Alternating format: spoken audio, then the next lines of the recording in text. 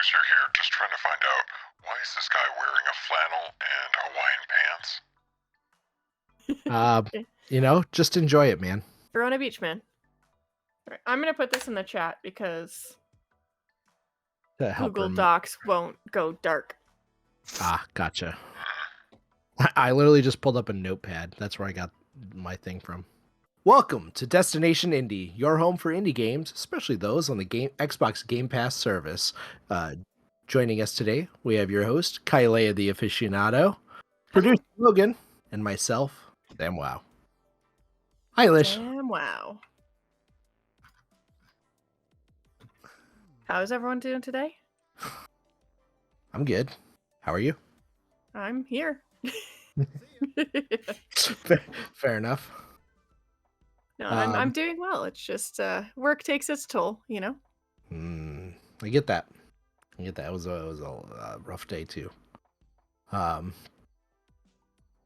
We are doing a video podcast for the first time, and so for those who join us on YouTube, you'll be able to watch both myself and Kyleia talking, and you'll be able to see Producer Logun playing some game that we're talking about today. Oh, hey, there he is. It's a Logun.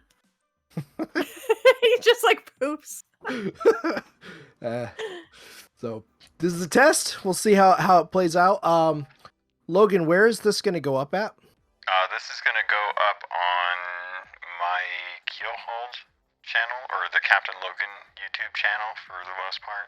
That's where I have everything kind of held for now until we decide to actually move this over to its own channel, where it can be its own baby, its own beautiful, beautiful baby. Soon, TM. TM.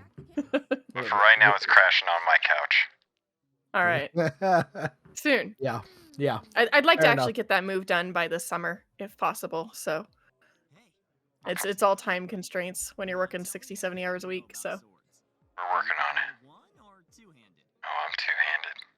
I sometimes like the speed of one-handed weapons. Oh boy. Sorry, the game was distracting. Yeah. Continue. We're playing Yeah. Boyfriend Dungeon, and I'm getting Yes, hit on like crazy. yes. And so, as you can see, we are going to be talking about Boyfriend Dungeon today. I think we hinted at it at the end of the last episode. did. So we're going to talk about some steamy, sexy dungeon delving goodness today. Okay, I'm gonna cut in here a little and just give my little spiel that I normally give. So Boyfriend Dungeon is available on Game Pass at the moment of this recording.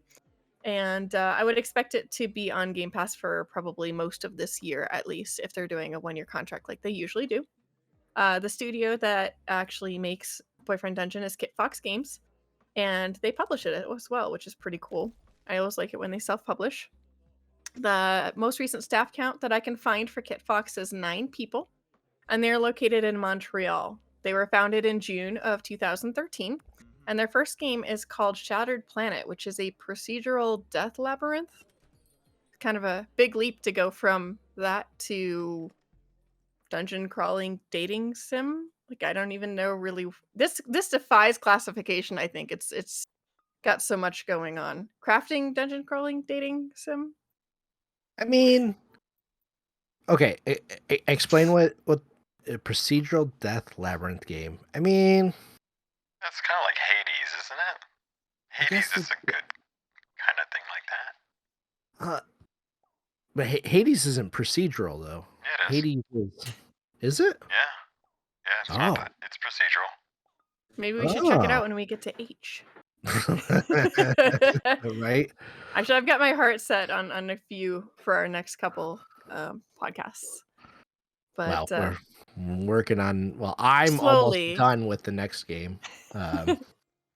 Yeah, I don't think you've looked at it. You've read the title so far, right? What? No, I'm partway in.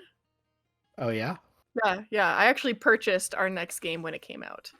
Wow. And I played some. So, but then I heard about some horrific save issues, so I kind of was like, I'll go back to it. Okay. Boyfriend Dungeon, it was released on August 11th of 2021, and it was a day one Game Pass release. And like I mentioned previously, we usually see those on Game Pass for a year, so you've got some time to give it a try. The game itself is, I keep hearing numbers like 5 hours long, but I definitely feel like I put way more time into it than 5 hours. But I guess if you're just playing through like one or two stories and you're just trying to kind of get to the end, I could see that 5 hour mark. Yeah, I could see speed running to that point. I think I spent more like 15 to 20 hours which is still, compared to our 100-hour games and multi-100-hour games that are out there, like that's not a bad chunk of participation. Like it was nice. I played it over a couple of weekends. How about you? Yeah. How long did it take you, Zam? I want to say it was like 10 hours or so total. And I feel like you got through it faster than I did, but I Yeah, was I intent definitely on did. really exploring all the different stories and all the different dungeon levels 1900 times, and I didn't realize I did there was a too. trick there. I played through every character story, which let's get to that. There are how many? 7. 7 different characters. 7 different weapons that you can date and take with you into the dungeon or dunge, D-U-N-J as it's called in the game. And they each have their own, like I said, special storyline. As you go through the dungeon with them, they gain XP and hit a certain point where they level up. And at each level up point, you can then go on another date with them. There's only 6 levels total for each. It's a little bit of a grind, although I'll be honest, I didn't find it that hard to get through. And if you finish one of them, which I grinded, I tried to keep them generally kind of even as they slowly came in one after the other. But if you finish one of them, you get a special item that actually increases XP gain, which makes it go a lot faster to finish out the rest. But those, the 6 levels are not too bad. I don't know. Like I said, 10 hours, pretty easy. I chose to play the game. I originally tried to kind of equally date everybody at the same time because my thought process was that I would like to kind of get everybody to max level at the same time so I don't run into any interesting conundrums where I've committed to like life partnership with one person and then I run into the other one on the street. But that was actually slowing me down, trying to kind of keep everybody even. Let's kind of back up though. Let's talk a little bit about what the heck is Boyfriend Dungeon. Like I said, I feel like it just defies classification. What do you call it? I mean, it's like a hybrid game, right? So it's Mhm. it's half dating sim and half dungeon crawler. It's not procedural. Well, I guess that's not true. It is procedural because each floor ends up being different each time you go to it. There are 2 main dungeons to get through in the game, and you can run them as many times as you want. When you run out of life, you just go back to your home, and you're able to just go back in and just redo them or whatever. There's not a lot of there's no Penalty? no punishment for failing in there. In fact, it's you basically go until you level whatever weapons you have up. You could swap your weapons out in between floors, and so you just go until you get them all leveled up, and then either die or whatever, so that you can go and start doing your dating things. It's like do a bunch of dates, do a little bit of dungeoning, go on dates, go dungeoning, back and forth, basically. And the dates are really where you advance the story. I mean, there's a little bit of story in the dungeon, but overall, like going on those dates is what kind of pushes that story forward. Yep. So let me talk about, if you don't mind, the world of Boyfriend Dungeon. So it's really interesting trying to explain this to somebody because there is a world, it's obviously an alternate reality, where some people are born with the ability to become weapons. Like think like Sailor Moon-esque transformation. And they turn from a person into a weapon. And then obviously they're the weapons. And then the other kind of part of this world is the people that are not born with that ability, and they're typically called wielders. So you play through the game as a wielder, somebody who can use these weapon people. And it wasn't, I don't think that it's not meant story-wise, you know what I mean, that you date every weapon you see. It's just a thing that happens. You just happen to date 7 of them. And it's really interesting to me because in the world, not all people who lack the ability to transform are friendly to the people who can. There's definitely like kind of an undercurrent-esque of people who are jealous or malicious or even hateful against the people who have that ability, which I thought was kind of an interesting thing to throw into what seems on the surface to be an otherwise lighthearted game. What else would you add, Zam? As far as the world goes, I mean, maybe the setting for your character. You are on summer vacation going to this town where you meet your cousin. He puts you up in like an apartment, used to be his. He moved in with his significant other and he has it for a few more months. So you get to take it during then. And he's like, you're coming out there. It's your first time away from home. It's your chance to get out in the world and meet people and things. And you can, he ends up actually setting you up with your very first date in the dungeon with It a friend wasn't of his. really supposed to be a date. Well, no, it's like a test date. It's to get your feet wet. It's supposed to be super casual, just like, hey, let's just hang out and have a good time and get you used to the idea of doing this. Because you really start as kind of a sheltered person that really hasn't been on much, if any, dates or really in any relationships, and you're like, I'm just here to hang out for the summer. Like, I don't want to be in a relationship with anybody. Like, that's not what this is about, and I'm not comfortable with that. And so the game is kind of about you expanding your horizons through the course of the game. Yeah, exactly. I'm looking something up while you keep going. Give me a second. So over the course of it, you start off, you have your first little date, and then you end up meeting, during that, you end up meeting a second weapon where you get your first gorgeous transformation. For those watching, it's the guy that Logan is currently texting. Sunder the Talwar. Can I just say, Yeah? Sundar is great, but I just really think he looks like Rathion from World of Warcraft. No. He does. Yeah, a little bit, yeah. No. Yeah. You guys are killing me here. Oh, come on, a little bit. He doesn't have the glowing eyes. No. Or the little tiny black dragon body. I don't think you've seen Rathion recently. Well, I quit playing. That's fair. There's some fan art out there. Anyway. It's the fan art. I certainly have been looking at WoW fan art for a long time either. What did I quit playing? Oh, Legion. Halfway through Legion, I quit. My computer exploded, and I said, "Yeah, I'm done."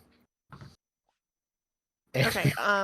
So I like to kind of do a surface. I'd like to cut this episode in half, if that's okay.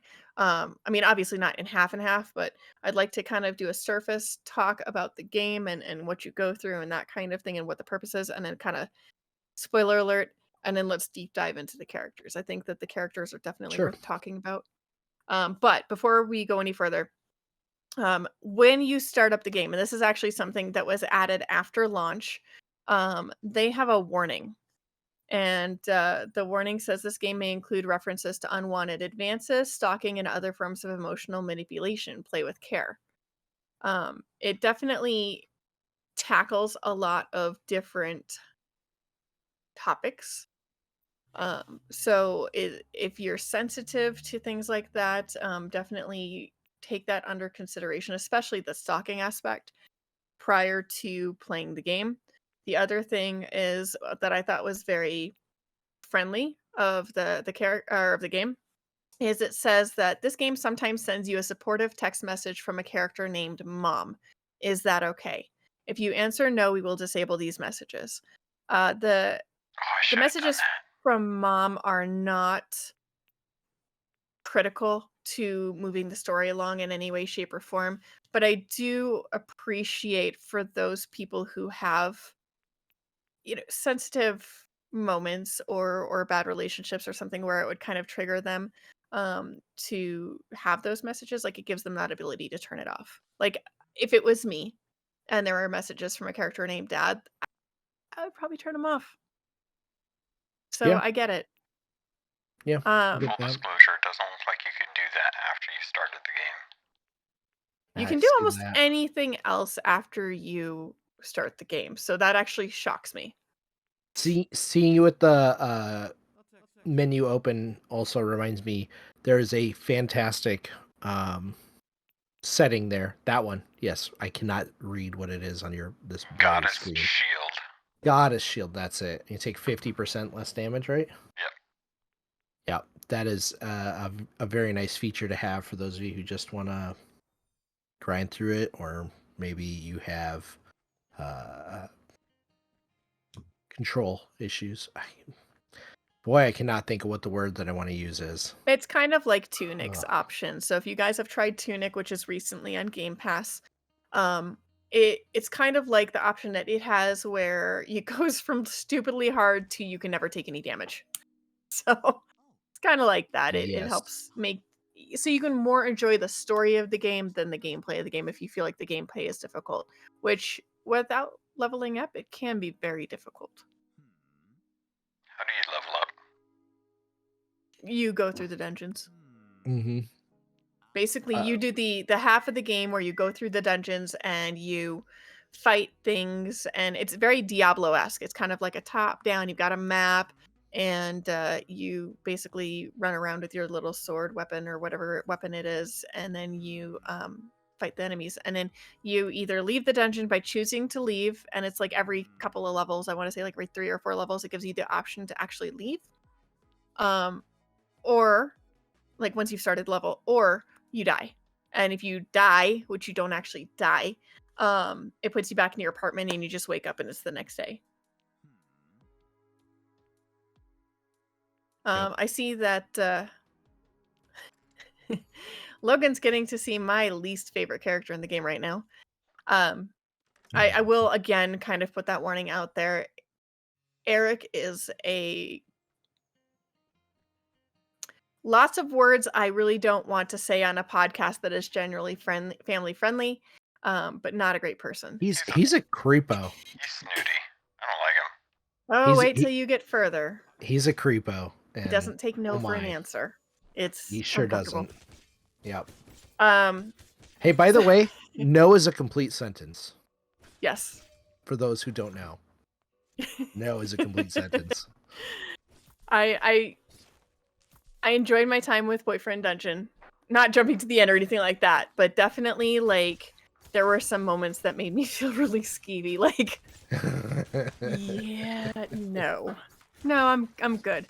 In fact, I tried initially to engage with Eric because I was like just trying to date everybody. I wanted to be everybody's friends, and it takes about 30 seconds flat before you realize that Eric is not somebody you want to be friends with, and then it doesn't matter how much you try to push him away or say no, like he is insistent. Mm-hmm. So, okay, so is there... You guys want to talk a little bit about the health system? Sure. Zam, do you want to talk some about not just the health system, but kind of the overall gameplay within the dungeon and the combos? So it's it's like a hack and slash. Like I said, it's top down. It's the kind of 3/4 look as you run through there. Isometric. Isometric. The term for it? Sure. I just Yep. call it Diablo-esque, but When you're actually in the dungeon, you just see your rooms and it's all black along the outsides, other than like the path in between the rooms that you're in. It reminds me of what was that game with where the narrator responds to what you're doing? It was another indie game that came out years ago. Like where you roll off if you roll off the edge of the map, the narrator's like, and then the young lad tried to commit suicide or something. I mean, that definitely sounds like my kind of game, but I can't place it. I'm not going to boot up Steam to see what it is. Anyways, yeah, hack and slash game. As you run through each room in the dungeon, a bunch of different ads come up. The enemies are they're supposed to represent your personal fears, and it's never really dove into. Dove in. It's never divined into what exactly they mean. Although you could kind of, if you, I think there is Delved. I think there's an enemy, like book, like thing you can look through to read about them. Okay, but so I want to add it's something pretty here. minor. Yeah. They had mentioned before they send you into the dungeon that like the dungeon is an expression of your personal fears. Yes. And so I spent this entire dungeon that Logan's playing, which is the first dungeon of 2. There's only 2. I spent my first dungeon trying to figure out what it could possibly be. I'm super proud of myself. By about 2/3 of the way through the dungeon, I figured out what that fear was, which we'll save for later. The second dungeon, I had no idea. I couldn't figure it out. So it's kind of cool, like looking at it and trying to figure out what it is, but it's not friendly in that aspect. Like it doesn't really give you any help. Yeah. Question marks. The option on the vending machine. When you see a vending machine and it in the dungeon, you can choose to buy like some health stuff, or specialty stuff. There's which I'll dive into. Magic. Don't forget the magic. Yep, I'm getting there. So, all right. So you have your standard health bar, dips down obviously as you get hit. You have to start off, you have a set of 3 health items that you can use. They look like drinks. You can choose what the drinks are. I think you have a choice of an energy drink, boba tea. It looks like coffee or espresso there, and then something else. I forget what it is. Which it doesn't matter what it looks like. It's just personal preference. You can pop those healing items whenever you want. They drop fairly frequently from enemies or chests, and so it kind of encourages you to use them more often and just make sure you're topped up whenever you can. You also have a magic ability. It's based on the magazine that you are currently holding. I think the very first one you get is like a fire ability.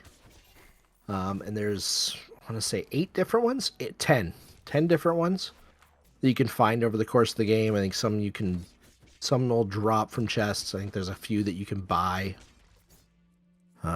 Logan, you can do heavy attacks too, man. I'm not good at these games. Keep talking. So there's a light and heavy attack system on there, and there are combos. It's very simple. Like if you're playing on Xbox, attacks are X button for light, Y button for heavy.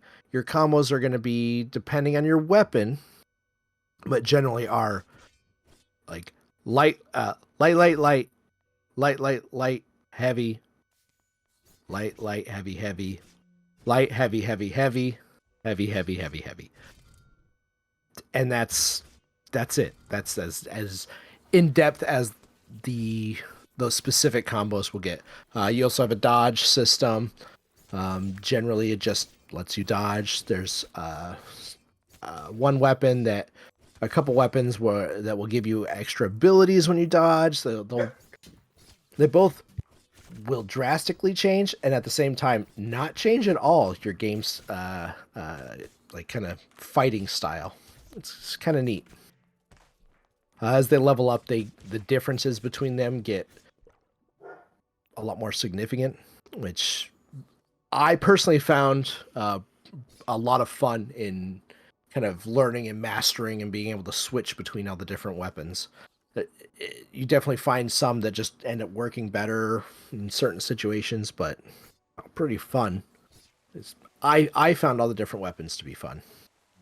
I did not find all the weapons to be fun. Yeah? There's definitely like a top half and a bottom half in terms of enjoyment that I got from using the weapons in the dungeon. Some of them I felt were just really weak, even at their higher levels. Like I just didn't feel like Interesting. I was powerful enough that it made it fun. And then there were other ones where I was like, this is so awesome. So it just really kind of depended. There are like we say 7 people to date. There's 7 different weapon styles to use because each person is a different weapon. While you adventure through the dungeon, it's definitely, like I said, it gives you a map. There's a lot to find. So within the dungeon, in addition to breaking things to get, more magic magazines and health beverages, you also can find secret passageways. You can kind of go off the beaten path and you can find craftable items. So when you defeat the enemies in the games, you will collect either money or items, and then you can craft those items and they do different things. So some of them are just cosmetic, and some of the cosmetics will give you special abilities. For example, you heal more, or you revive from death once, or they give all kinds of different capabilities, along with the fact that you can just make your character look cooler. There's also, like Zam mentioned, 10 different abilities that you can craft as well throughout the game. I definitely found I had like 3 that I enjoyed more than others. The other ones, they just didn't feel helpful to me. But that's your mileage may vary, as whatever your preference is. Also, Logan's about to get his butt whooped. I ended up using wearing the hats will change your stuff. Most of the clothing items don't do anything other than make you feel fleek and on point, as the kids say. No. But the hats. Oh, really? Well, if it's something the kids say, I don't want to hear. I'm pretty sure that's what we said on MySpace. Anyways. So we've had LiveJournal and MySpace in the same 20-minute period. Good. Not showing our age at all. Don't reference the pre-show. Oh my god. Anyways, I wore a hat that ended up getting rid of most of my magazines, spell choices, and giving me more healing items. And I found that to be a really good trade-off, because I didn't use most of the things. What I ended up using is the one that gives you the little bug friend. So I always had a little pal coming with me to just really give me some emotional support. I would say that my favorites were probably the one that gives you a decoy, or the turret. Yeah. I really liked the turret too. But again, it's a whatever your play style is. I think that you'll find a weapon and a magic spell to complement that will make this a fun experience for you. Quick question: favorite weapon?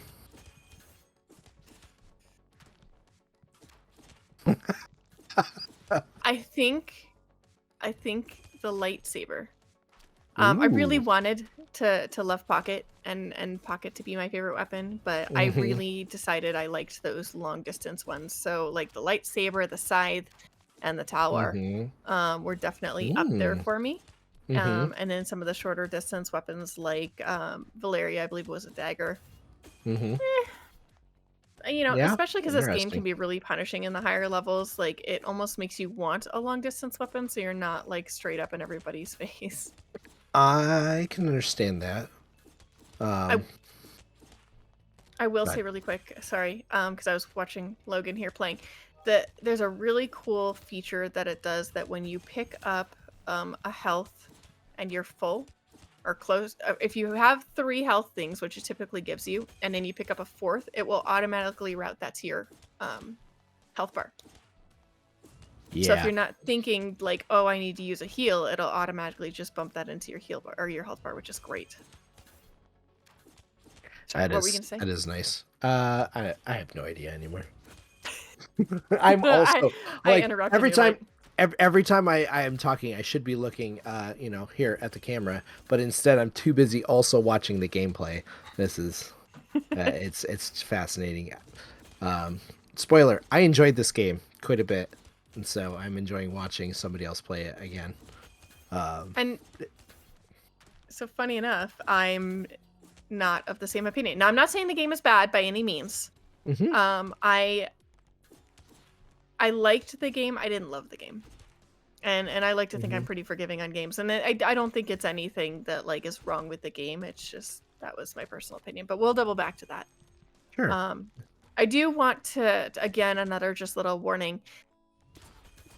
You will regardless, okay, so you can choose your character's identity, you can choose what they look like there's a lot of good customization options. But in the end, like, you will date guys, girls, and cats. Like, you know what I mean? Regardless of what your preference is, you can't, if you want to play through all the storylines, you can't just say, I want to do the girls or I want to do the guys, or, you know what I mean? They're really representative in this. I really enjoyed that fact that there are guys, girls, cats, and also non-binaries. You were so close. It was nice. There is, boy, I sure lost exactly what I was going to say. This is the I don't like problem. this A lot of spider phone thing. representation. You what? Spider The I phone? don't spider like the phone spider thing. phone thing. You were very close. You were very close to killing it. That's the first boss, mini boss. I don't know. It's a good fight. You were a little underpowered there for it. Was the hitting it for 0 the clue? Well, you were hitting it for like 3 at a time. Yeah, So that was definitely something. I really didn't get much damage in it, and that's something that I kind of actually don't like too much because, to be perfectly honest, I didn't know that I was going into a boss fight so soon, and I also have no clue like what gauge I should be at when I'm actually like down there. I So feel like I didn't struggle that much against it. Like I think I did a little bit, but you level up fast in this game, even when you're not trying to. And actually, that was a good thing that you just did. The crafting system in here. So when you go back to your apartment, you are able to swap out your spells, swap out your clothes, and then you can craft stuff. You find stuff as you go through the dungeon, and then there's also a couple different stores you can go to and buy some of those crafting items from, like wire and goo and glass and all sorts of stuff. There's a bunch of different crafting items that you get as it goes on. The 2 different dungeons have 2 different main set of stuff that drop from them. You can craft gifts that you can give to your dates, either during the main date section, or while you're going through the dungeon, you'll find little hangout sessions where you'll get little chat interactions. You only have so many of them to get through, so they start to get a little old after a time. But at the end of that chat session, you have a chance to give them a gift, and if you give them a gift that they like, you will get a huge XP boost on theirs in particular. If they like it. Yeah, if they like it. There's a like it, love it, hate it system for the gifts. I kind of guessed for some of them, and I got to the point where I was like, screw this, I'm just going to look it up. And I think I just brought up like the wiki or something, and that I didn't feel like I lost that much from just looking it up because I wanted to just make sure I used them right. Made it the easiest for me to keep leveling them up. And then in addition, I said it earlier, as you're going through, you start the dungeon, boom, move through your floor, you'll take stairs down to the next floor. As you're taking the stairs down, it'll show you how much XP that weapon earned at that level. And you can swap your weapons out if they max out. And if all of your weapons are maxed out, the best thing you can do is just quit and leave and just go on dates with them, because they will not continue gaining XP until you go on the dates with them. So it's kind of like run in, do as much as you can, and okay, screw it, I'm leaving. All right, time to go and have some hookups, maybe? Which also brings into another thing. During the date section, you can pursue any of those characters in both a platonic or a romantic relationship. And so, like, I personally pursued one of them in mostly a romantic relationship, and one of them partially romantic, and the rest of them all platonic. I don't think there's it feels like there's going to be a negative if you do romantic with everybody, but I don't think there actually is. Nope, I dated everyone. Oh, perfect. Romantically all the way to the end. Oh, wow. I was building a harem. Yeah, no, that's okay. Hey, that's great. I'm glad that you did it different from me. So we can get that better thing on there. I don't know. A lot of times when you play games, your first playthrough, you'll play more like yourself, and then when you do it again, you'll try and play it as differently as possible. Well, that would have been me. Are you saying I'm a? No, I'm friendly words. You said a lot of times. Okay, so I want to take where you left off and segue a little bit. Yeah. So kind of doubling back on the crafting system, I had read some things to know before you start Boyfriend Dungeon, non-spoilery sort of things. And one of them had said, hold off on the gifts. And so I was crafting the gifts as I went along, because there is an achievement to craft basically everything in the game, all gifts, all outfits, all magazines. But I did not, I think I gave 3 gifts total. One of them was to pocket the cat. I immediately knew that the seafood was going to be a good gift without even having to look it up. It's a cat, So I gave that to Pocket, and I think I gave something to Valeria and something to Sunder later on, just to try and kind of boost their levels. I regret not using the gifts more often. I'm torn, because it was kind of a nightmare to get all the crafting materials that you need in order to make everything for the achievement. I actually did a lot of replaying of levels, and earning money, and then spending the money on materials in order to try and get all the stuff that I needed in order to 100% the game. But on the same note, I do feel like it held me back not giving the gifts to the characters, because I feel like my XP gain was slower. And I do think that's part of what's maybe affected my feeling on the game. Yeah. I'd say I'd agree. It probably did, because I didn't really hold off on it, and it made it a breeze. I mean, I flew through a lot of that stuff. I did end up going back into the dungeon a lot.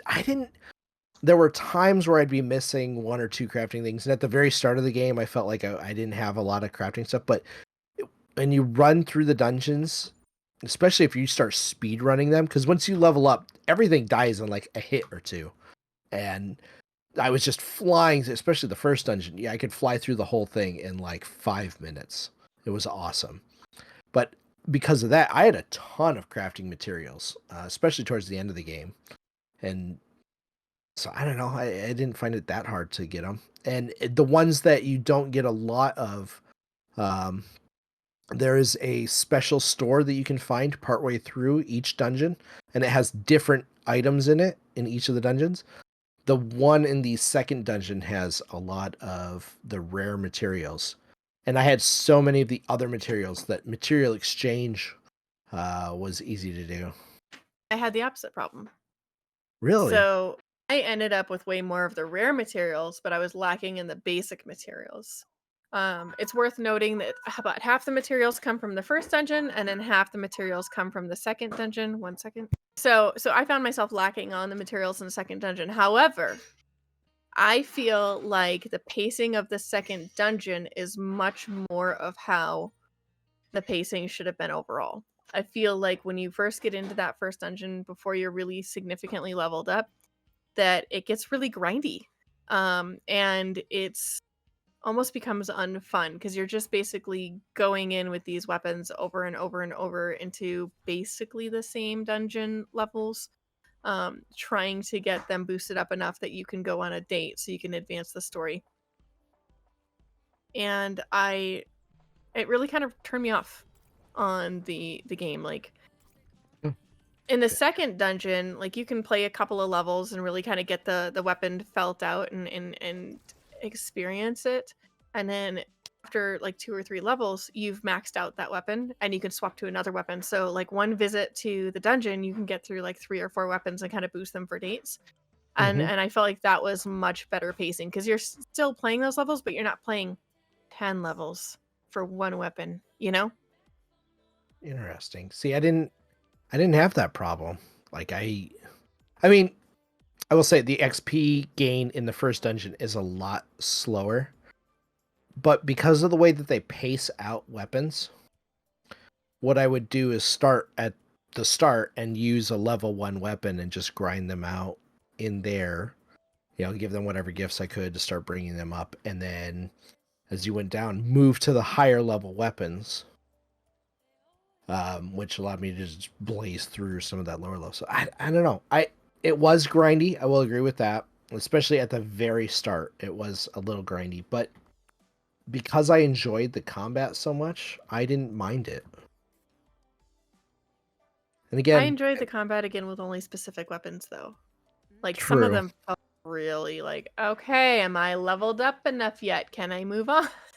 all right, single least favorite weapon. I really think I just didn't like Valeria. Really? The dagger. I just felt like the dagger, your range is too short. Her abilities weren't that good. Like I just did not enjoy her at all. 7 I think is probably my favorite. The laser Mhm. saber.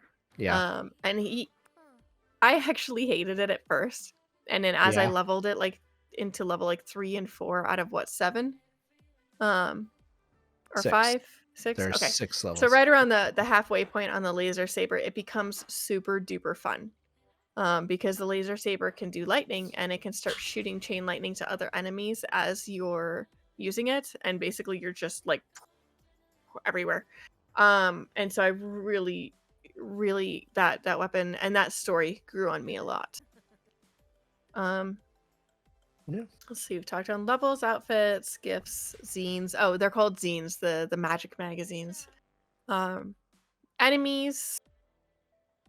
So let's talk enemies for a hot second. I think that the enemies are kind of one-dimensional. They're Like, wacky. they're weird. They're definitely weird, but like I discovered, Mhm. and I don't know if you discovered, like if you hit them, they stop attacking you. So as long as you can get close enough to start hitting them, You it's stun them. pretty easy. But then they swarm you with a ton of them, so you're just like spamming attack, unless you're using certain abilities and stuff.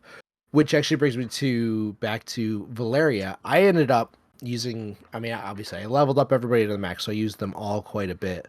You said Valeria's abilities weren't that good, but I found them to be really good, especially towards the end game because of the confusion. So if you roll all the time, which I watched you stream, you didn't roll enough. I'm not a dodger. I hate dodging. You didn't throw enough. Ever. You didn't throw enough grenades. You didn't roll enough. All of her stuff was about rolling. And Yeah, no, and I saw that. if you It's just, attacked, rolled, nothing hit you. It was it was for incredible.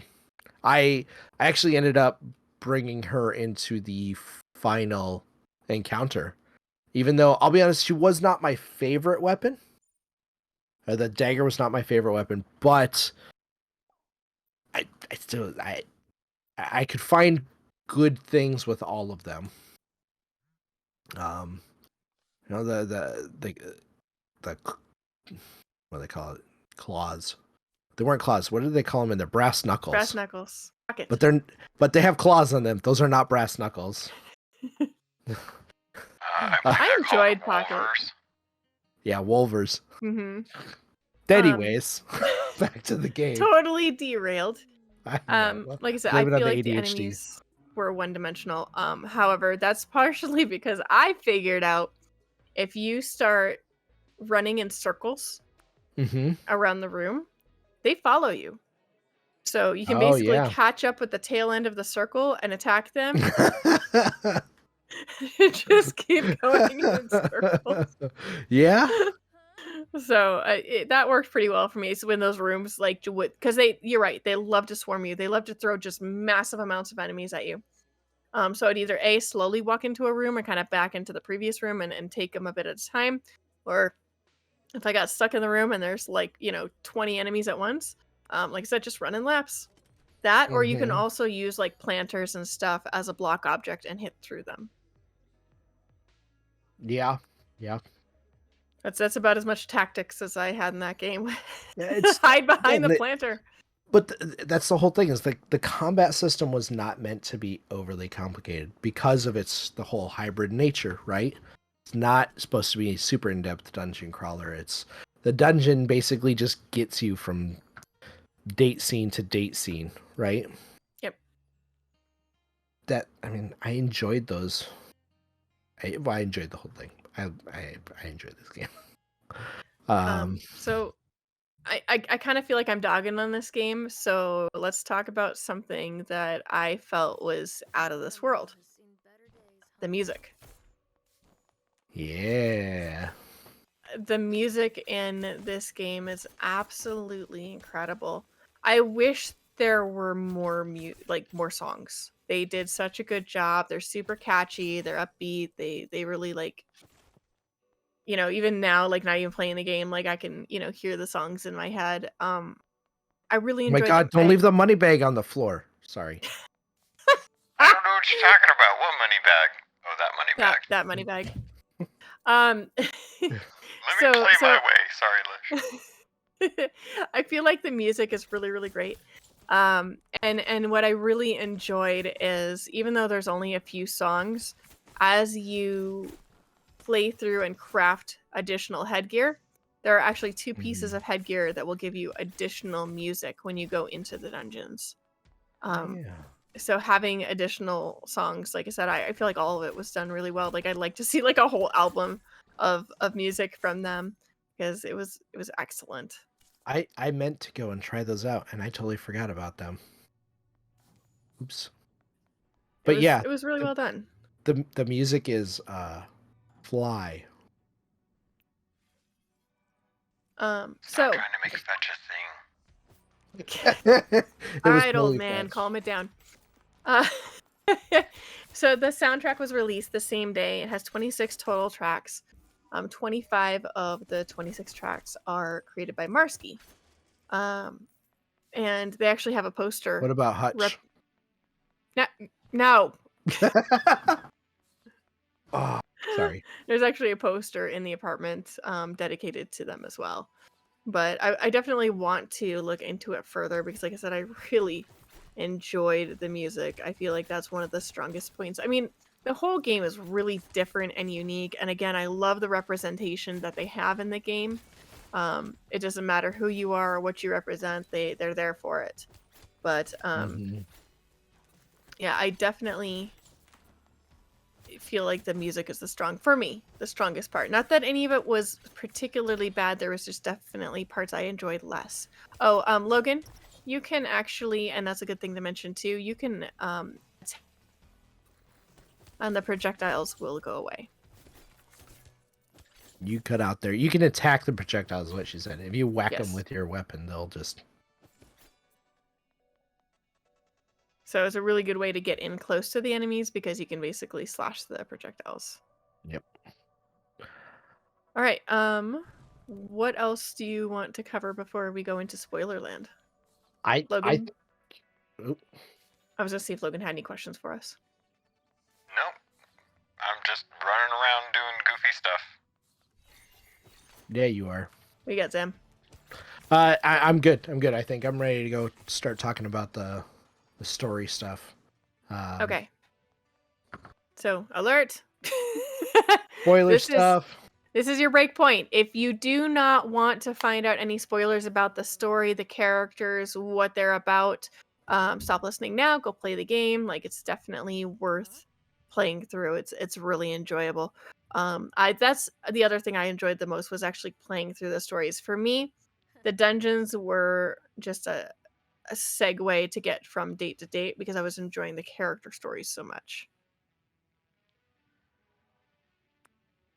Sam, you got anything else to add? No, he went skating with Valeria and it was super cute and I got distracted.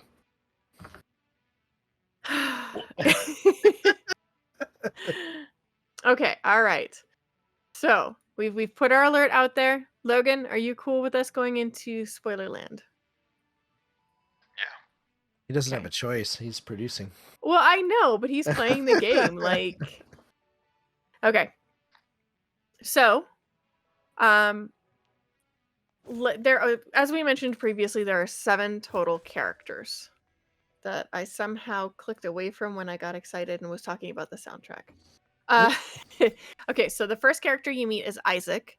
Then there's Sunder. He's a club owner. Valeria is what I was convinced was a hooker for the longest time. There's Sawyer, Seven, Rowan, and Pocket the cat.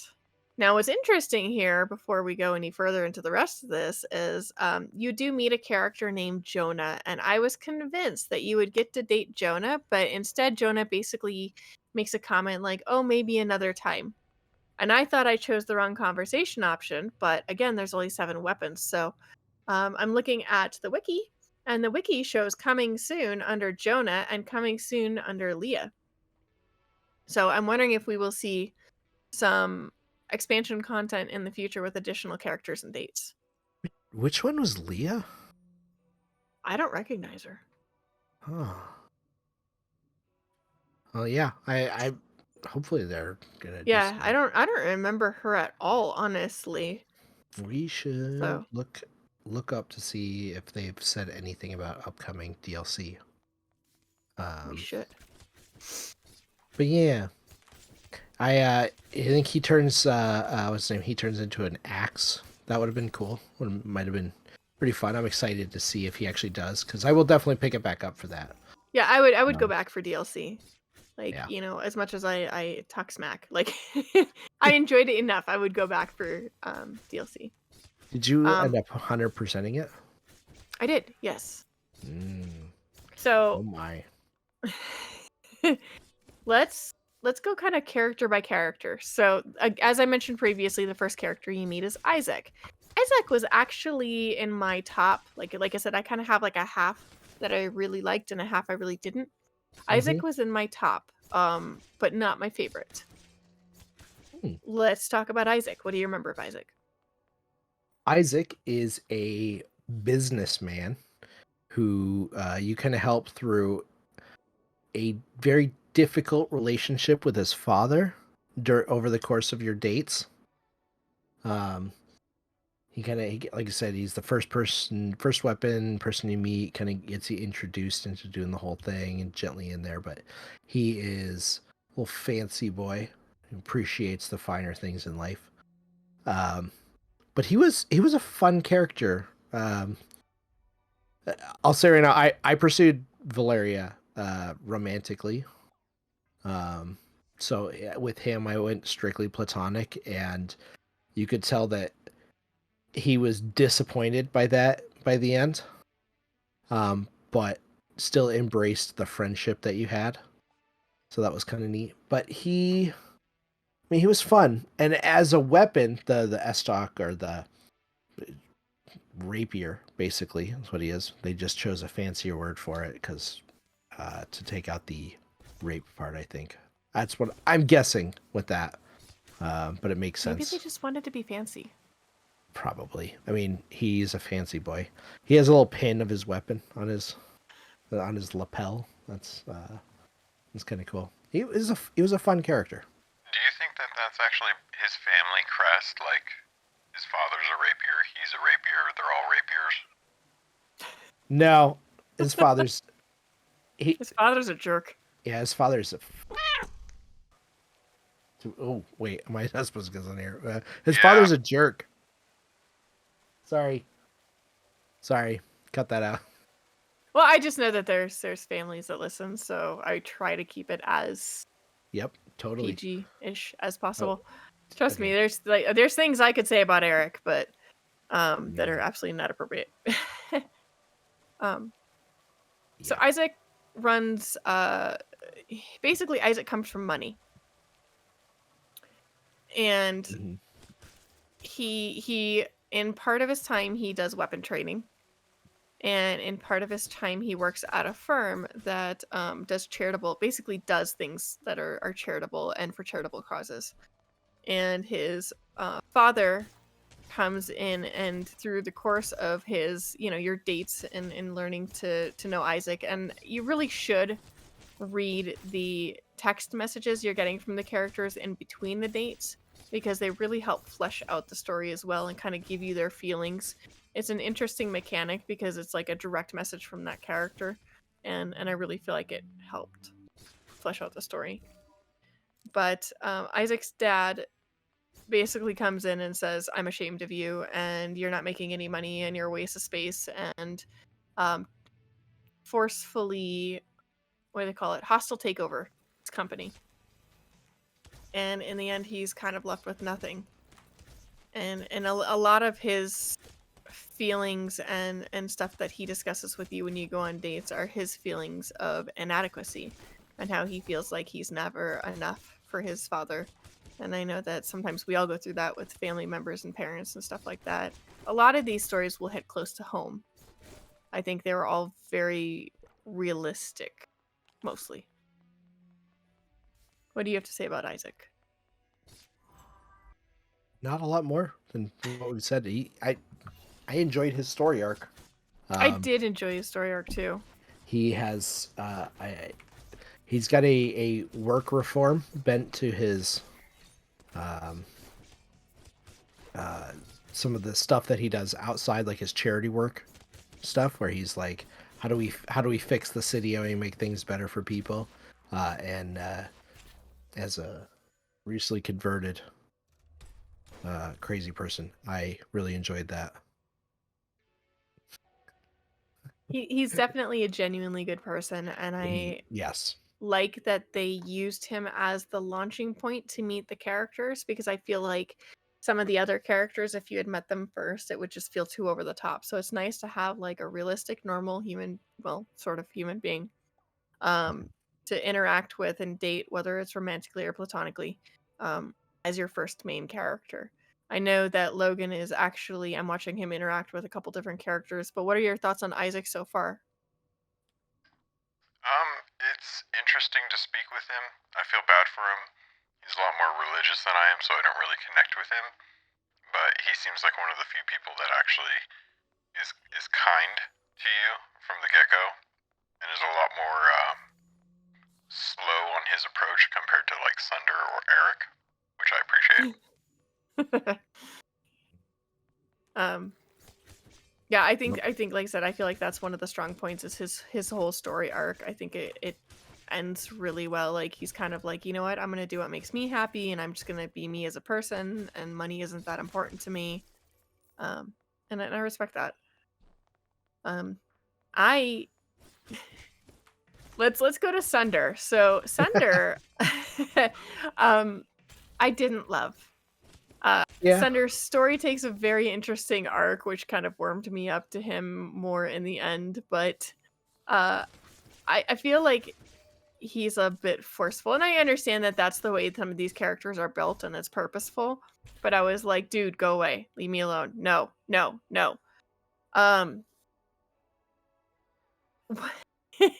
do you think of Sunder, Zam? I love Sunder. Sunder was yes, he does come off as a little forceful, and at first I was like, I don't know, but Sunder was my other romantically involved individual. But I loved his. Since we're in spoiler, you eventually. He's a murderer. He's a vampire. He's an immortal creature of the night. You find out that's why his abilities relate to blood. Like he makes enemies bleed, and I think he causes healing on you too with damage, which is pretty fun. He does big damage. Actually, as a weapon, he was my least favorite weapon. Oh my god, really? Like he's up there for me because I loved the bleeds because like you could swipe some enemies, and especially when you're doing that like run around the room thing, swipe a couple enemies, double back, and the other ones fall over dead because the bleeds are really strong. I thought that I would like that in a lot of games. I enjoy being able to put those dots on, and then he also hits super hard too. But I don't know. He just didn't feel as smooth as some of the other weapons. Quick double back. Isaac, the S-Talk. Actually, my least favorite weapon. Yep. As far as dungeoning goes, I don't know. I just eventually I got better with him, and I could just smash anything out with him. No, I like Isaac's story, but I don't like Isaac as a weapon as much. Like I'd put him middle of the pack for sure. As a weapon, it's not as fun in the dungeon, but it's definitely like enjoyable for the story for Isaac. Sunder is a talwar. Whoop. Yep. Which is a fancy word for scimitar. Scimitar. And I enjoyed the range on him, on both the character and the gameplay. Like I felt like he had a really good like distance on him when I was using Sunder. His Sailor Moon transformation, I think, is the best of all of them. And he refuses to wear a shirt pretty much all the time. He has a gal, he runs the club, and he has a gal he runs the club with named Mandy. And again, we're in spoiler land, so in the end, you find out that Mandy is his sire. And it's interesting because you can ask if you go full romantic they'll make you into a vampire, and he says no. Maybe someday. Why are you making faces at me? I don't think sire is the word. Well, it's not the word, but it's the concept is there. Like she's the one that created him. Yes, I say that as the person who has forgot the word he's trying to say. Like so shush it. Far. I'm sure that everyone listening understood what I was trying to say. I'm sure they did. But yeah, I definitely, as it started taking like a weird, awkward turn where you're finding Sunder in the alley with women and you're like, are you cheating on me, dude? And he's all like, no, not exactly. Like he kind of said like he didn't want to commit. So I was kind of miffed by Sunder because I'm like, look, man, I'm dating you and like 7 other people, but you're not allowed to date anyone else. So that's why I was like, yeah, you know what? Sure, why not, man? Just just wrap it. Yeah, I did like the vampire aspect of the story, though. That was a ton of fun. Especially as it just gets crazier as you get into those last couple of dates. Yes. So I'm going to say my next piece about the next character, and then I want you to tell me how you feel. Okay. Valeria. Uh-huh. I did not expect the story to go where it was going, or maybe I was just not picking up on those social cues very well. I was 100% convinced she was a lady of the night for a long time. For like most of the story, I was convinced. I'm like, dude, I'm dating a hooker. Like there's this creepy guy that comes around and then she's just magically like, oh, I gotta go. And like, he intimately knows her and stuff like that. Like I never occurred to me, spoiler, that she dated him. And that was like a previous relationship. I was like, that's her pimp. Like takes one to know one. Hey. Yeah. He says as Sunder's like ripping his shirt open. I certainly never got that. Really? Okay. No, not at all. Any listeners out there, if you get the she was a hooker vibe, please let us know.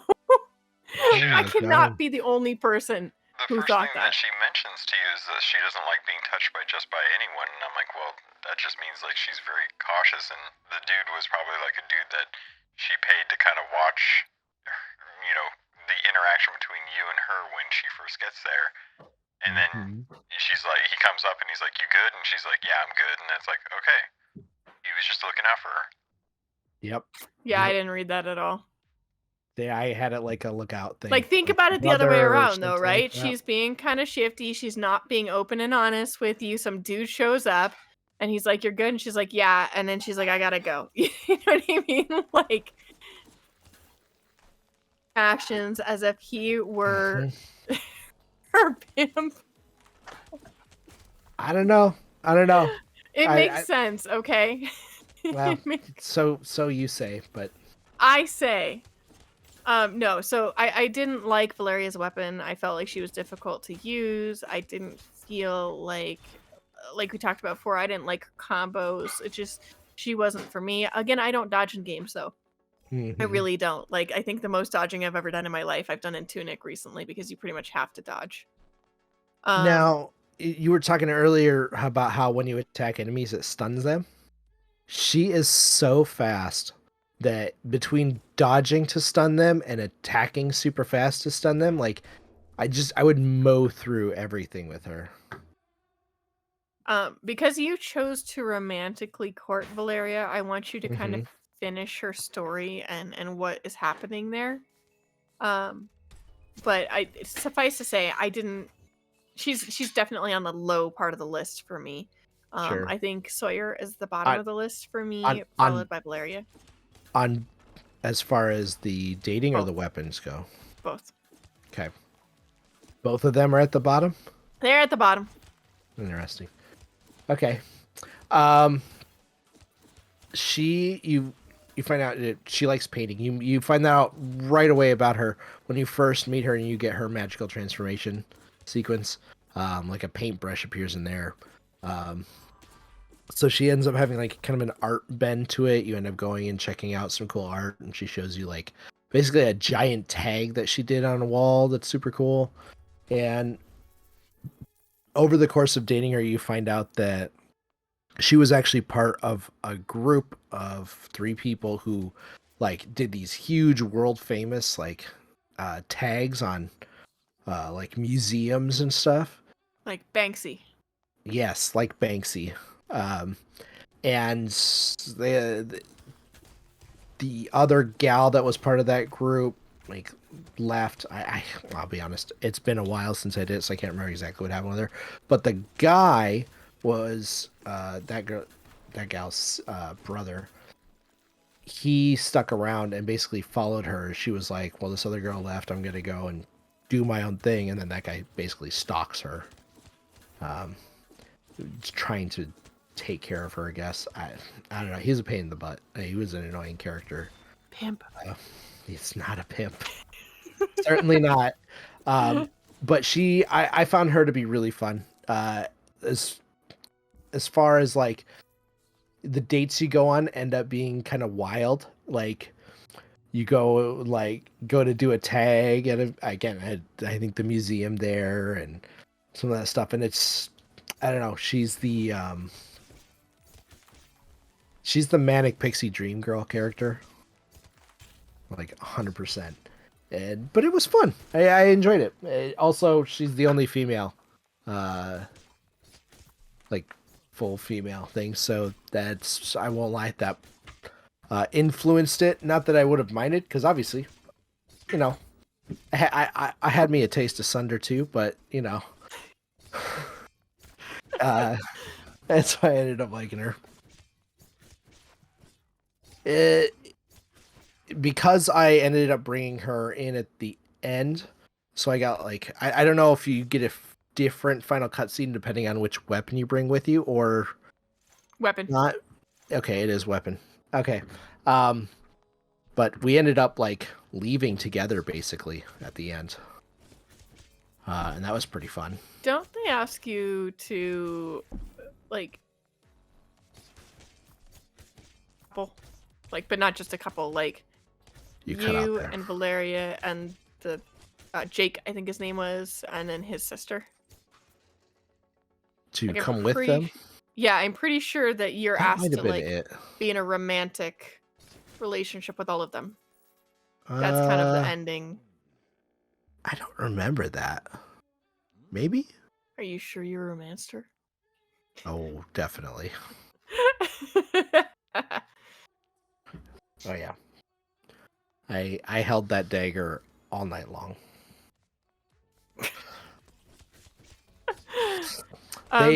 They cut away tastefully for the sex scenes, but they like Yes. interweave them turning into weapons as part of that, and I was like, it's odd, but I like it.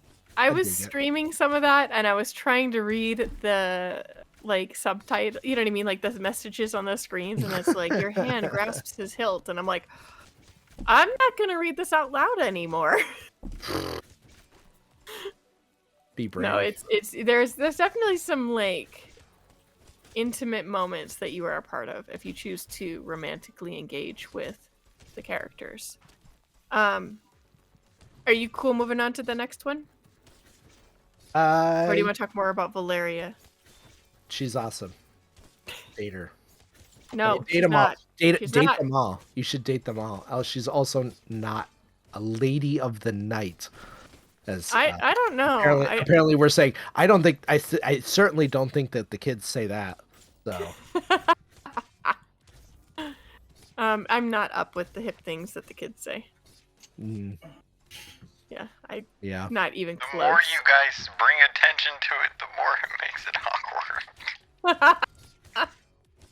That's the point.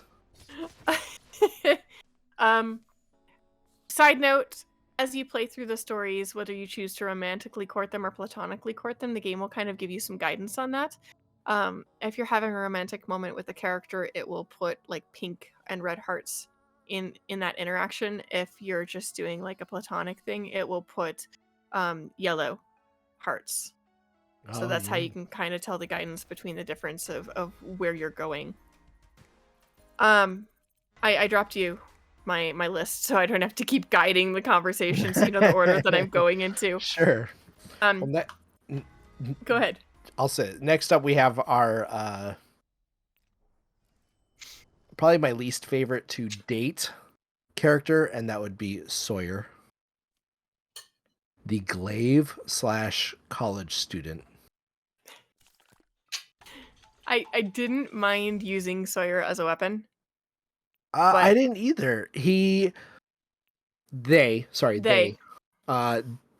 get a really neat ability where you can throw them and they'll come back.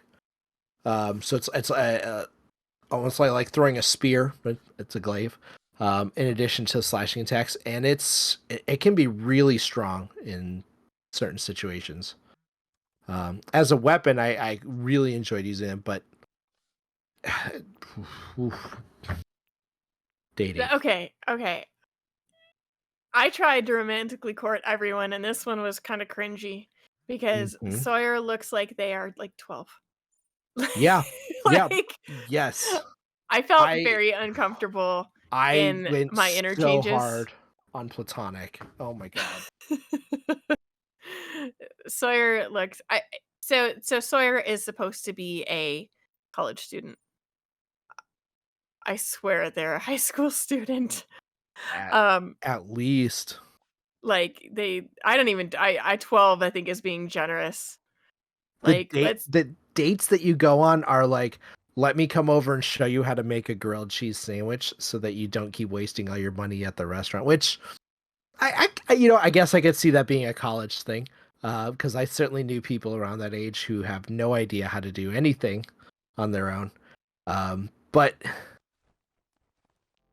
whoa, man, I did not feel like I could romance somebody like that. I felt like being the big brother character to them more, and so that's the role that I dove for in that instance. I really tried hard, and like I said, it was a little cringy. But also, like, I don't know how much of a romantic relationship the game will let you have with Sawyer. If anybody was able to have like a super romantic relationship with Sawyer, let us know. Because the furthest I could push that relationship, and I was, like I said, I was trying, Really? The furthest I could push that relationship was just like a kiss. And then at the end of the summer, nice knowing you. It's been so great. You're my first love, kind of. You know what I mean? But it wasn't like some of the other characters where you clearly have a sexual relationship with them. So I don't know if that was a design decision or just the selection of choices that I made. Mhm. Because like I said, I tried to be like, I love you. And Sawyer's like, that's great. It, it Keeping just, their options open, I guess. yeah, it was kind of a weird interaction. Like Sawyer's definitely in the bottom, like I said, bottom half of my favorites. Like I would say if my least favorites are gonna be Valeria, Sawyer, and Sunder, probably. Yeah, I think that's a fair assessment. Because Isaac, I really enjoyed Isaac's story, but definitely not the top. I think that 7, which we'll get to next, Mhm. was probably my favorite, followed by Pocket because the whole interaction was just so bizarre. And then probably Rowan and Isaac tied. Um, but I like I said, the whole thing with Sawyer is just kind of weird. But again, I appreciate them like allowing non-binaries. We've got 2 non-binaries in our lineup. We've got a cat. We got 2 guys. We've got a woman, 3 guys, and a woman, and they're kind of from all walks of life, and the whole experience is just very different. So, maybe Sawyer appeals to somebody, but it wasn't me. Or me. Logan, how do you feel about Sawyer? Have you met Sawyer? I haven't met Sawyer. It's all on you guys. Okay, Logan, how do you feel about Sawyer? Good way to catch a pedo? I don't know. Yep. All right. So, Lish, tell us about your boyfriend. I loved 7. So 7 is in a like huge K-pop band and is ultra famous and can't go anywhere without girls swooning all over him. And so when he first meets you, he kind of thinks that you're a fan, and so he pulls back really hard. Like he you have minimal interactions with him and he doesn't really engage. And so at first I was like, dude, I don't like 7. Like all these other characters are being open and you're fleshing out the story, and here's this guy that for like 3 dates you interact with him and he just runs off. Like he doesn't really open up at all. And after you kind of meet the midway point on 7, he starts to kind of open up with some of the things that he's dealing with, his identity crisis that he's going through, and things that are going on with his life. And I really liked how the story opened up more. For example, 7 is in this K-pop band, and he and this friend of his are like the headliners. And his thing is that he's got an English name, and his other band members and the main singer does not have an English name. So as you start working through 7's story, 7 basically says that he's thinking about going off on his own, or doing something different, because now the main singer is changing his name to Lucky, I believe it is, which is an English name, and he feels like that identity that he has as part of the band is being compromised, and he doesn't really know who he is if he's not that member. So you kind of coach him and you can give him guidance, and I'm assuming that the story goes multiple ways. I ended up coaching him instead of going solo to talk to his friend and end up being a duet called Lucky 7. And he really opens up, and then he wants you to be his manager, and like he takes you on tour is what he wants to do. And I really feel like that story, the evolution of the story from like, I don't know who you are you a fangirl, to completely opening up and bringing you into his life. I really enjoyed that arc. And as I mentioned previously, I also had the same experience with him as a weapon, where in the beginning it was kind of lame. Like I enjoyed Sunder better. But as you level 7 up and he starts to open up, the abilities of the weapon become way more fun, because then like you hit something a couple of times and there's just lightning everywhere, just destroying everything, and it makes the dungeon super easy. Like I said, 7 I think I would call my favorite. What about you? He was super strong as a weapon. It was awesome. Like especially that lightning levels up, you're clearing rooms with him. Um, he may have been my favorite weapon. As far as dating goes, I enjoyed his storyline and it was fun.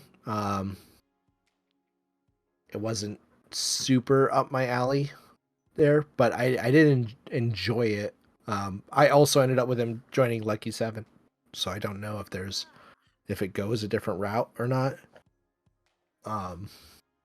But it should know he's I forget what the word for it is in his band, his original K-pop band. He's the one who comes up as like the cutesy one. Oh And yeah, so- there's like a finger thing that you can do or something in Yeah. K-pop bands, like, and yeah, Mhm. that was like his And thing. yeah, and he was like, I'm tired of doing that. I would like to do something different. And so that's part of the reason why he wants to leave. And it's the only thing he's ever known though. Thank you, So- Logan. Did I miss it? Yeah, Logan's like, Oh. Yeah, I like I said, I feel like that for me. I really liked how fleshed out that story went from, basically feeling like, who is this guy? And he doesn't want to open up to me. And he's entitled snap. and he's a jerk. And the way they built that character story up and had him open up more and have more depth and more multifaceted. I really enjoyed that. Isaac, I feel like he's up there too in my, favorites, but I feel like he's got less dimensions. Like you kind of see what you get, like what you see is what you get with Isaac. Like at the get-go, like he's very straight and narrow. That's the kind of person he is, where I think I felt surprised by 7 and the way that the interaction went along, and I think that's why I enjoyed it so much, because it felt like every time I went on a date something different was happening and it was growing. You like Netflix and chill with him, and Oh, it's yeah. like it's Oh, really yeah. cute. It was a really cute interaction. It was fun. Yeah, and Yeah. he's kind of afraid to like interact, because again, he's been Mhm. burned and he's Mhm. wants to know that if he's going to open himself up that he's not going to get hurt, which is something we see in a lot of the characters. Also, he has blue hair. He does have blue hair. No, 7 for sure. Really, really enjoyed him. Mhm. Fun weapon. Yes, absolutely. Fun time. All right. Moving on to our last human sort of character. We have Rowan. We say sort of because Rowan comes as a bit of a set in that Rowan has a familiar, which is an all-white bird, who you interact with a little bit too. I personally found those interactions really fun. Like Rowan, you first meet, and Rowan is a dick. Rowan is unpleasant at first, but then they start opening up, and I actually really enjoyed their story. Their grandmother recently passed away, and they're dealing with the loss there and trying to figure stuff out in their own lives. And you kind of help them through the grief and figuring out the will and everything over the course of the dates. And I don't know, it might have been my favorite relationship. I enjoyed Crowley. That would be Rowan's familiar. Rowan is super weird, but I mean that in the most loving way possible. Like, Mhm. Rowan's really into like the metaphysical and spirits and speaking to the dead and signs and stuff like that. Like, definitely a drastic departure from the characters that we've met so far. And I really enjoyed that. At first, I had the same kind of experience with, like I did with 7. Like, here's a character that's really shut down and doesn't really want to open up, doesn't trust me, I don't trust them. And then as you go on progressively more dates and have more interactions and that kind of thing, Rowan does start to warm up with you as well. And I definitely like, I think our last three are kind of my top three. I mean, I love Isaac and Isaac's great, but in the like strangeness factor and the way that the stories ended and everything like that, like I really enjoyed Seven, Rowan, and Pocket. But yeah, you're right. Like the story of Rowan is really deep on what he's getting through. Like he's never been without his grandmother, and his grandmother was his caretaker, so he's trying to kind of find his way and place in the world, and how it is a point where he breaks, or sorry, you should have caught me. There's a point where they break down and are basically like they don't know what to do. And then when Crowley takes off, because there's a point where Crowley disappears, because Crowley kind of feels offended by you getting closer to Rowan, that Rowan, they're just lost. You know what I mean? They've lost their grandmother. They've lost Crowley. They really kind of struggle. I enjoyed that story. It was sweet. It was very fun. sweet. And I really enjoyed every story has its own locales, but a lot of them reuse the scenery from one date to another character. Versus there was a really cool like mountain scene where you interact with Rowan that they take you up to the mountains, and I really enjoyed that interaction. I think it's like date 5.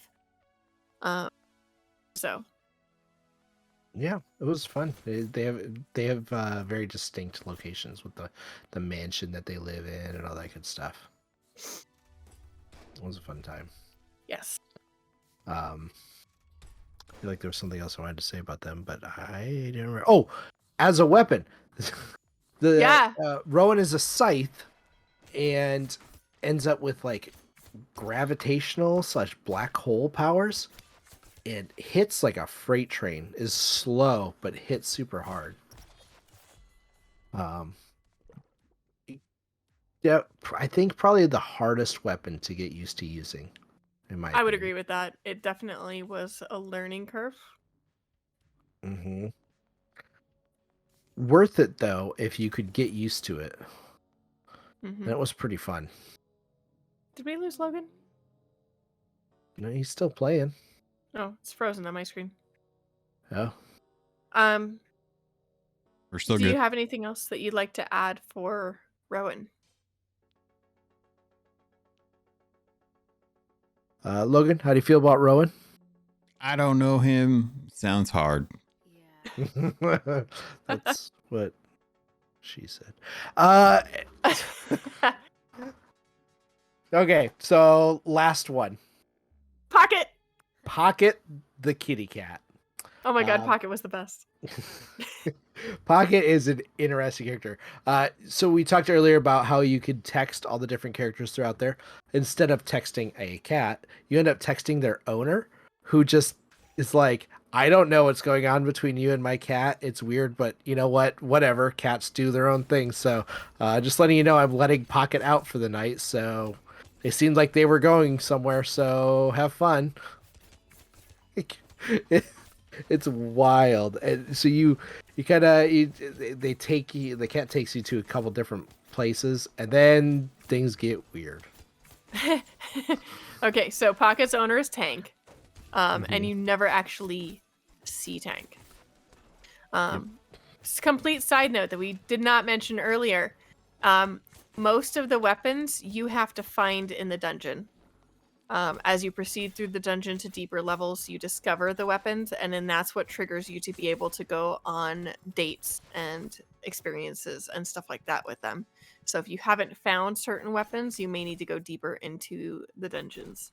Pocket is found in the second dungeon, and I was super sad that it took us that long to get to Pocket, because when I first saw the game advertised, Pocket was the one I was like, that one, I want to date the cat. You know? Furry. You were like, okay, technically this word's okay. So you were like, give me that cat. Let's see, cat. Yeah, we're trying to keep it more PG-13. Okay. Yeah. So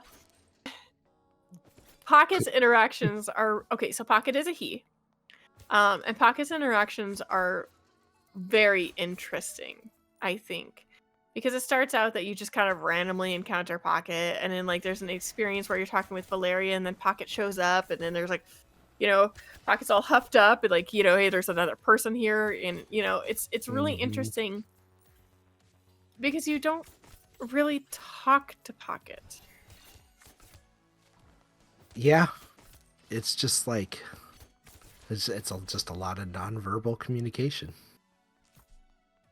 Yeah, it's the way that it's handled, I think, is very classy.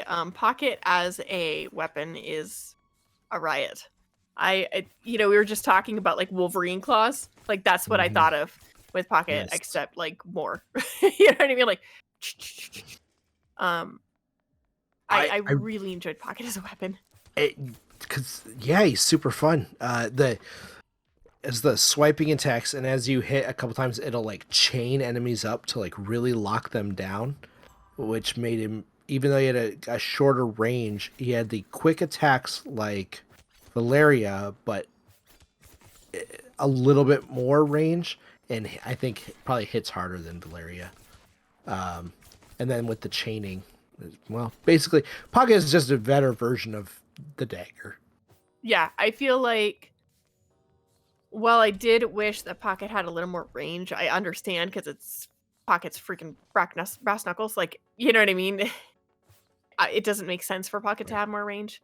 But for the range that it affords you, which is a fair bit, Pocket is incredible. Like, a really good weapon to work with. And like you said, really powerful. Yes. Especially those combos. And especially as you get like higher levels too, like, whoa. Mm-hmm. It's great. I really enjoyed him. As far as the dating goes, like it gets hallucinatory, magical, something like that. Oh, it gets something. Where you you like wake up in a dream and you're a cat, and you go with Pocket to the realm of the cats. Yeah. Okay. Hold up. So much of your interaction with Pocket is with a gnarled old cat, and Pocket is bullied by said cat, and then in the end, like, the cat decides that the gnarled old cat's kind of like, oh, I trust you, okay, and you end up all going through this like portal, and on the final date, and yeah, so like you said, you turn into a cat and you're in the magical land of the cats, and like, I just it was so weird. It was weird, but it was fun because of that. Yeah, I really enjoyed it. I almost wish there would have been some more weirdness. I mean, yeah, sure, we've got a vampire, a hooker, and oh my god, K-pop star, and a middle schooler.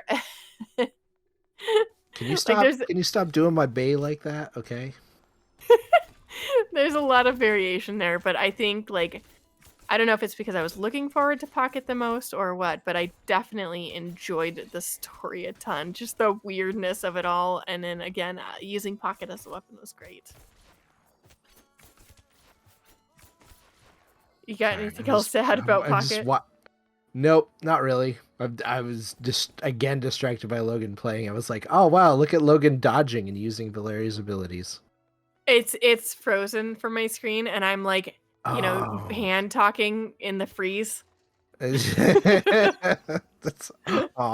sad. Because I hand talk a lot.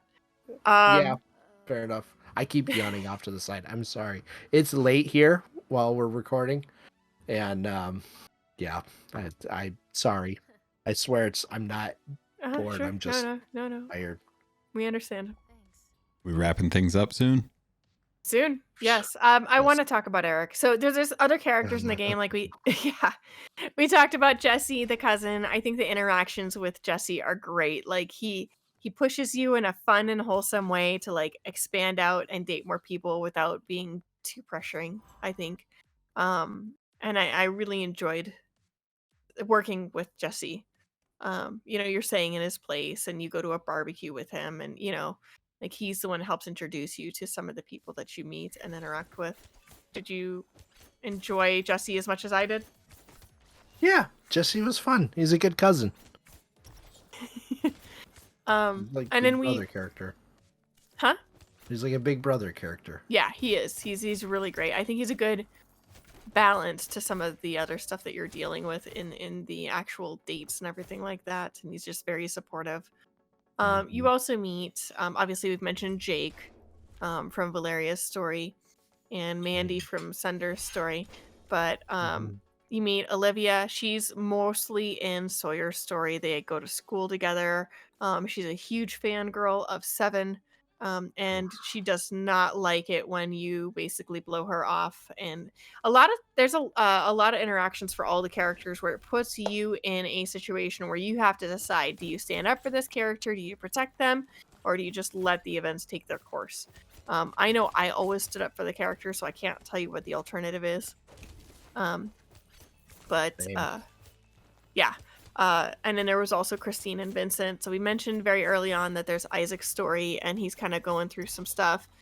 Christine is basically his dad's new protege, and he decides to leave everything to Christine, who's just some rando assistant that he hired, I guess. And then there's Vincent, the evil father. And the only other two characters we've got are Mom and Eric.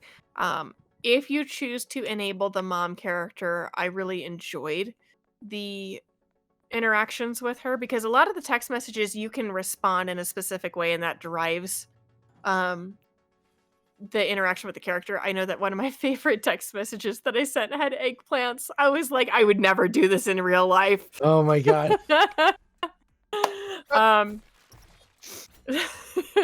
But yeah, the mom, she really, really worries about you, and she sends you messages checking in on you. And sometimes the interactions that I was having, I was like, yeah, this is definitely a conversation I'd have with my own mother. Like, okay, yeah, I got it.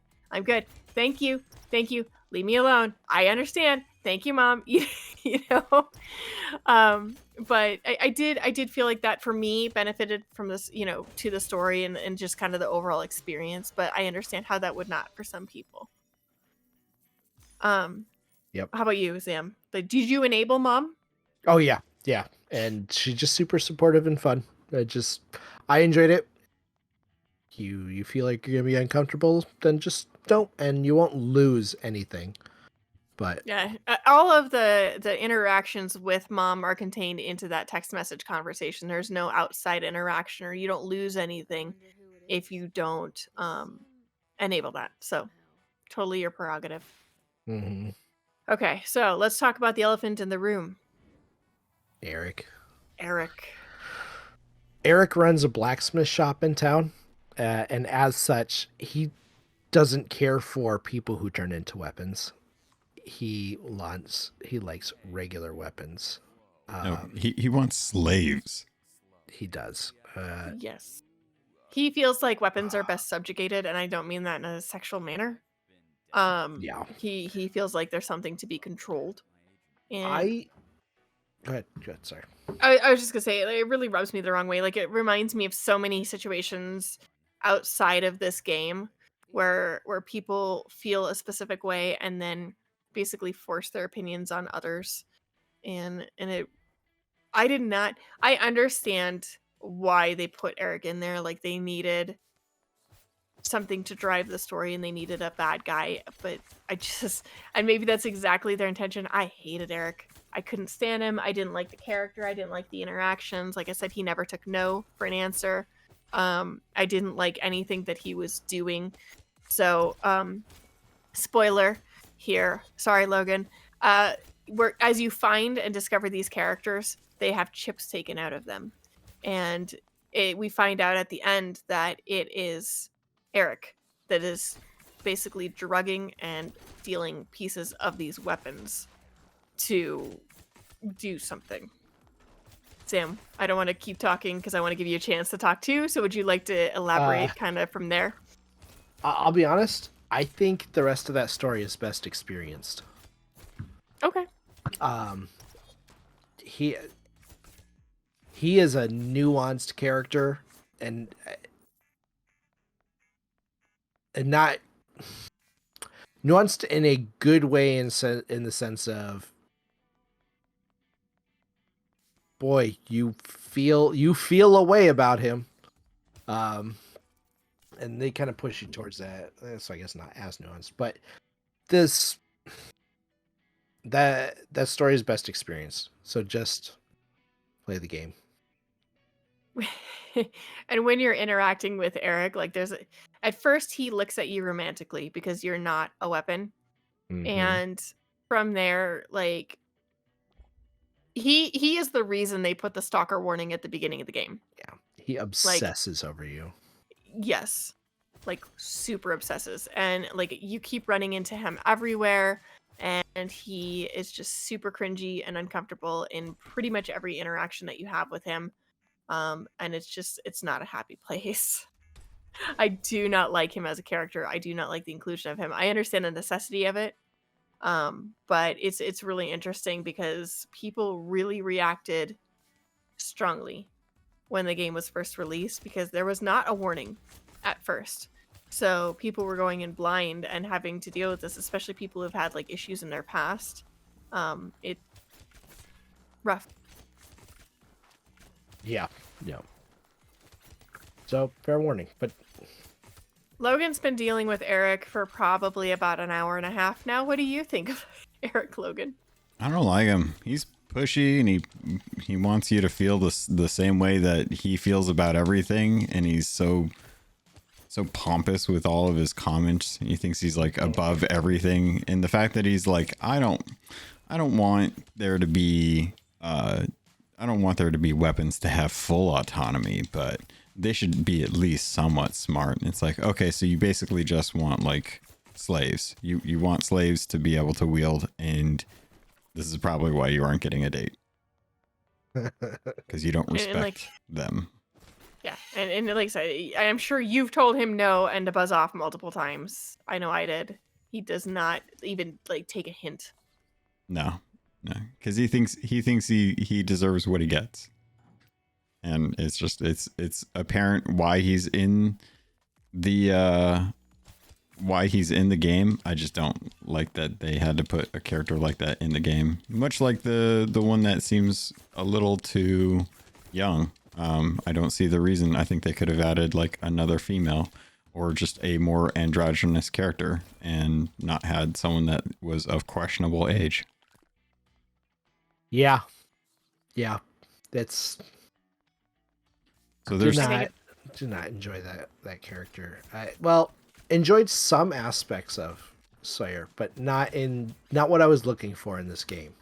I enjoyed the childlike innocence of Sawyer, but I feel like it was not when it's called boyfriend dungeon. Innocence. Yeah, exactly. Like, you know, if we were making friends out there, like I'd love to make friends with Sawyer, but yeah.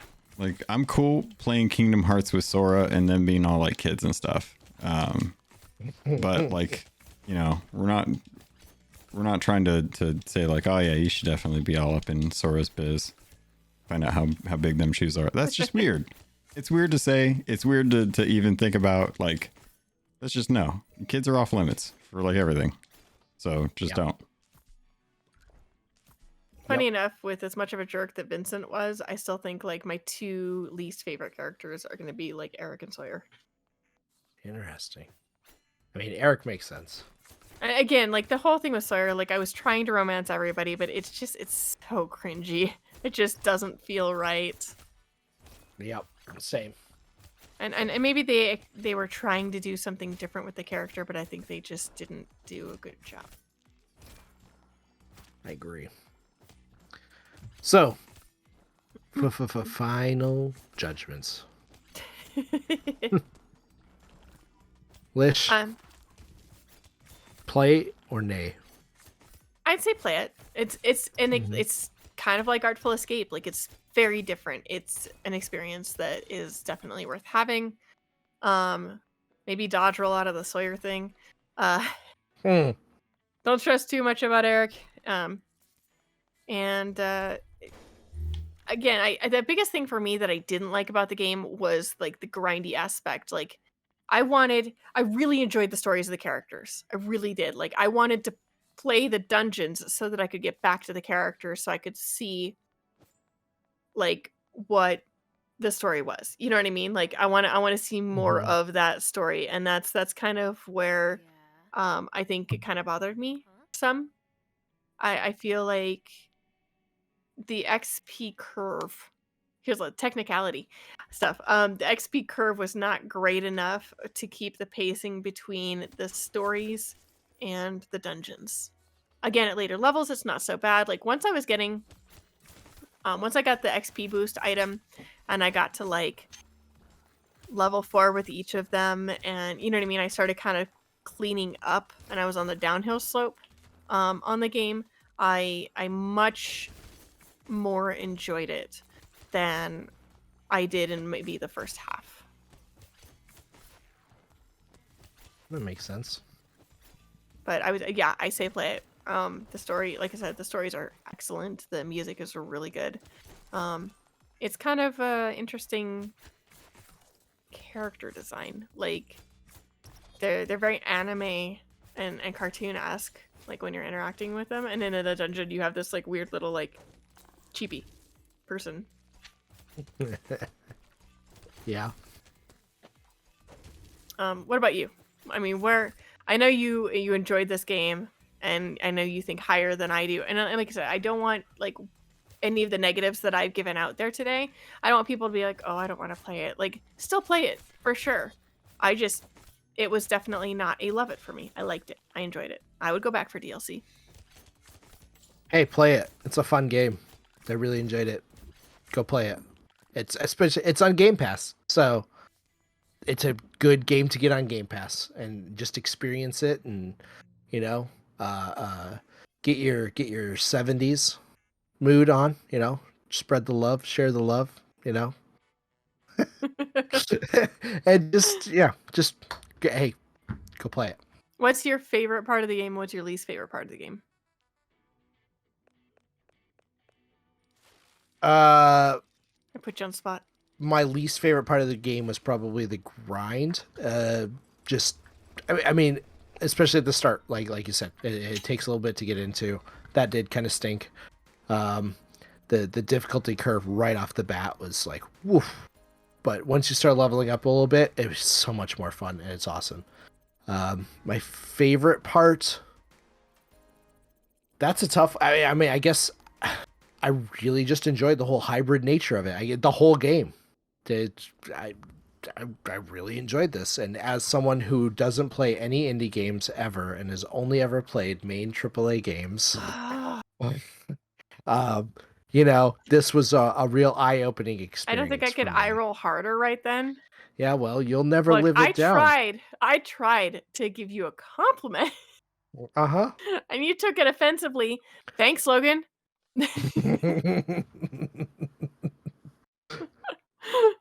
Oh my gosh. You guys are the worst, but I love you.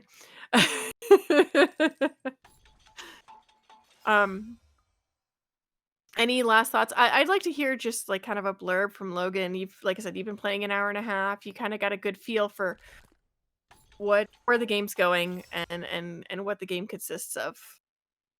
Right off the bat, like the combat's pretty good. It feels you got to get used to it, which I think is kind of normal. I don't really understand the point of the crafting and clothing aspect of it so far, outside of just it being, you know, something that you're just doing for the sake of doing. Seems like there's a healthy balance of male female. Everything's kind of set up to be designed so that your pronouns are what you kind of go by, and that's how you're referred to in the game. For a game that is called Boyfriend Dungeon, I'd be interested to see what they do with a girlfriend dungeon, to see if they decided to actually go the opposite route and offer something for some of us stupid heteros out there. But I would love to kind of I don't know. I think the swords are interesting. It reminds me a lot of my time with Hades. And I think my time with Hades was well spent, but I definitely found myself kind of gravitating towards certain weapons. And that's always a shame because then I feel like I'm going to lean more into certain weapons when I may not necessarily like the people who they are. And if I don't feel myself really enjoying my time with the person, then I'm not going to want to go on dates with them, which means I probably won't get more of their abilities. And that weapon's going to be more underpowered as a result. I think they made some interesting choices with some of the different boyfriends that you can have. Having a cat in there is kind of odd if you want. The unwanted advances of Eric, I think, are too far. I think it pushes in a direction that it doesn't need to go for this type of a game, and it feels like it's speaking from an experience that hits a little too close for a video game. Like a video game is just intended to be entertainment. I don't think it needs to necessarily always have a message when you go into it, and having Eric be in there to the point where people started to have really big issues with dealing with the game, that speaks to the lack of play testing in my experience. More people didn't give them the advice or the feedback that this is not the character that you should really have. You should really kind of pull it back or have some comeuppance for this character towards the end. That way you feel like your non-advances to him were warranted or heated or something like that. The overworld's nice. It's cute. I like the way that they've designed that. The chibi form is weird. There's definitely a fatigue going into these dungeons. I like that you can kind of jump from levels to levels, but I definitely feel myself kind of going through the same button mashing, going through the same routine, and just doing that same old grind. And it doesn't quite have the satisfying feel that Hades or Diablo 3 has. So as a dungeon crawler, it doesn't quite satisfy the way I would want it to. Now that may just be because I haven't found the weapon that I like so far. So far I've kind of leaning towards Valor. What was it? I just blinked on her name. Valeria, there we go. Haven't got to try 7, just picked him up. Sunder's all right, Isaac's all right, and I'm sick of the mom character already. I do not have a good relationship with my mom. I did not realize that was something that you can't change after you start the game. I would have much rather have had a dad figure in this instance, but being that I don't have a dad either, it probably would have felt short. So I probably would just like to not have to worry about that, especially considering I haven't really paid close attention, but my age feels ambiguous in this game, and I don't know why I have a parental figure kind of watching over me, especially given that I'm already spending time with Uncle Jesse, and Uncle Jesse looks like he should be someone I'm dating, and the options already appear that you should be like trying to hit on it. And I'm like, okay, how many taboons? Jesse. Or is it cousin Jesse? Yeah, he's your cousin. Okay, maybe I was thinking Uncle Jesse from Full House. Full House, yeah. But overall, there were some choices that they made with this game, which is one of the beauties of making an indie game that I don't necessarily agree with. And much like my time with many other indies that I've tried as a result of the show, I find myself really kind of still kind of on the lookout for one that just really smacks me in the face and tells me that this is the most amazing game. I have yet to find that, but I've definitely experienced a lot of good games as a result of Destination Indie, and I'm looking forward to kind of diving into some more of these as we go in further, looking for that one that makes me feel like the same way I felt when I jumped into Sea of Thieves or Legend of Zelda or World of Warcraft, when it was like my first experience with that. And that's something that is still lacking, but I think we've got a lot of good games thanks to Game Pass that we can try and have some interesting experiences. And if you can get past some of the taboos, I think you'll find yourself a very interesting dungeon crawler. I really hope that in the course of the games that we go through that we find one that speaks to you. I'm sure we will. Eventually.